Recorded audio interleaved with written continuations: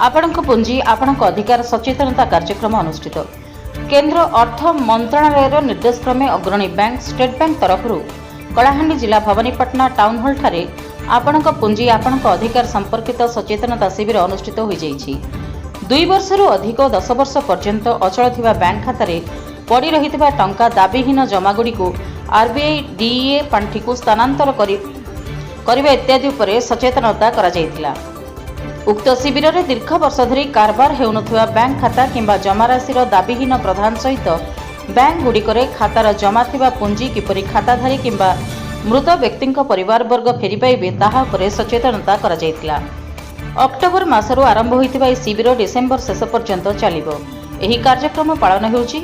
एही कार्यक्रम रे मुख्य अतिथि भाव अतिरिक्त जिलापाल तन्मय कुमार दरवान जोग दैथिबा बेले भारतीय रिजर्व बैंक रो LDO Avinash Raut, State Bank क्षेत्रीय कार्यालय आंचलिक प्रबंधक आर गंगाधर पट्टनायक, आंचलिक प्रबंधक ओडिशा ग्रामीण बैंक संजीव कुमार मिश्र, डीडीएम नाबार्ड श्री महेश्वर दास समेत अग्रणी जिला प्रबंधक धर्मराज सुनानी प्रमुख उपस्थित थिले। एही कार्यक्रम रे 4 जण खाता अधिकारी को चेक प्रदान करा जायतिला। समस्त बैंक परिचालक माने एही समय रे उपस्थित थिले। कलाहांडी रजनीकांत मिश्र रिपोर्ट, रिपब्लिक ओडिशा, साधारण लोकंक स्वर।